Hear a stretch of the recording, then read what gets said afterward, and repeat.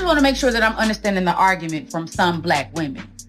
Some black women expect black men to have already gotten their life together by the age of 25. So from 25 to 30, they making 6 figures plus, stacking money, perfect credit, never been to jail, never had kids, emotionally intelligent, compassionate, caring, generous, considerate, and is prepared to be a husband. But those same black women have been career students, multiple baby daddies with multiple kids, let themselves go, nasty attitudes, no financial literacy, so they would know how to manage money like that. They don't cook, they don't clean, they barely take care of them kids because their mama been raising them because you had them young and I need help. You don't believe in teamwork. You don't believe in building because a man should come in and do it because that's what he's supposed to do. You want a man who is a leader and a provider and a protector, but you don't want to submit and obey to the leadership. So what I'm hearing is you want the world without giving anything in return. Oh, okay. I know y'all not gonna like what I gotta say, but you know me, I'm gonna say it anyways. First and foremost, black women are above reproach. If it don't validate us or excuse our bad behavior, we don't want to hear it. Instead, we'll say, well, men do it too. Secondly, we'll find every excuse in the world to validate why we don't want to be married or why we don't want to be in a relationship. Well, they get cheated on. Well, they do this. Well, they do that. But then we have all these standards for men, and we're still actively seeking for men in the midst of our hurt while inadvertently telling them to go to therapy. We do not practice what we preach. Thirdly, the independent woman is a myth. Actually cared about being independent and it was something that made you happy, you would not have all these standards to negate your independence. Nobody wants to relinquish power. See, a lot of my clips, man, I'm having women speak about other women.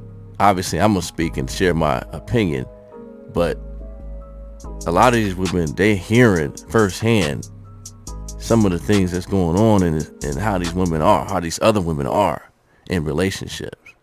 And they're just fed up with it as well. Now, again, you're going to have a lot of women call her a pick-me just because she's has a different opinion than them. The issue with a lot of women is they don't have too many women like this that keeps it real, especially older ones. Older women should be like the OGs, right? Where they tell and share a lot of things with some of these younger women, explaining to them some of the mistakes they might have made. But like I said before, they look at them as competition. So it's like a lot of the younger women are on their own, you know, instead of saying, hey, you know what, don't make the same mistakes I did. They keep the information from them. You know what I mean? Because I think a lot of women know, especially older women, they know that a lot of men are going to go after the younger women. So they let the younger women crash and burn and go through the same shit that they went through. So I think that's why it's imperative for some women to listen to men as well, because men are trying to keep it real with them. A lot of men don't, and some men that they're complaining about leaving them and all this type of stuff just to get in their pants and then leave them. Those are the guys that tell them whatever they want to hear.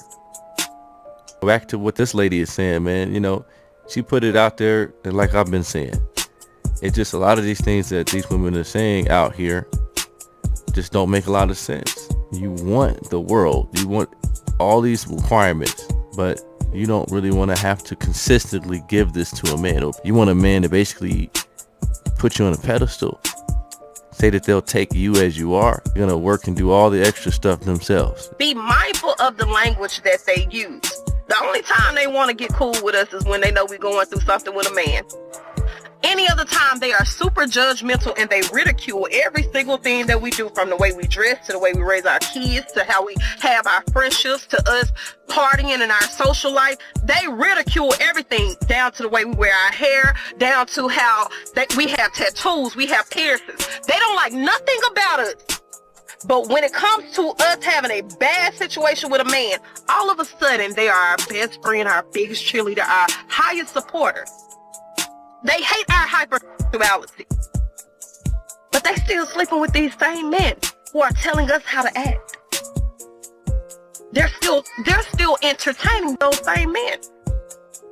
It don't make sense. Stop telling me I'm a part of the problem, because I'm showing you what it is.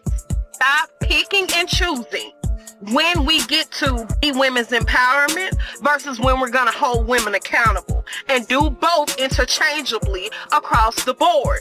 Another thing I hear too is like some women, they say, okay, well, you complain about having to bring money to the table, which, like I said, is different for each household. So you got to get somebody that's compatible with whatever you're trying to look for. 'Cause like I said, there's some guys out here that's looking to pay all the bills. That's cool as long as you come with a certain level of being submissive. But you do have some guys out here that want their woman to have, you know, at least a job or at least be doing something, a nice career or whatever. Not necessarily a certain amount that they make, but more like they doing something, you know, they doing something with their life. Like I said, it depends on the household and who you make a deal with, because that's what it is, right? But some women out here don't really want to be the traditional wife, right, where they're doing the cleaning and the cooking and all that type of stuff, because they think that's like what they mother or their grandmother did. Their experience is that they don't want to do that, right? And so they took the career path. And so when you spend all of those resources, right, school, and you went and you built your career, then you would expect that to pay some fruit, pay dividends. And if that's what's going to happen, okay, cool. Well, you're spending a lot of your time out of the house. So in order to do that, then there has to be something else that you're bringing, right? Whether that is somebody to the table or whatever that is, right? You guys got to work that out. But if it's not the house, you got to bring some to the relationship. Because, I mean, that's the whole point of being together as a team, so that you build something that together is a greater sum than just you guys, you know, individually. That's the whole point. You understand what I'm saying? And so for me, if you coming in and you know, and we're getting together, I would hope that there's an advantage to being with you, right? That's the whole point. If it's a disadvantage or if it's a net loss instead of a net gain, then I think I picked the wrong person. I would think, right? So I'm not sure what the issue is for a lot of these women. It's like, what do you want me to do? You want me to pick somebody that doesn't match me? You want me to pick somebody that don't respect me?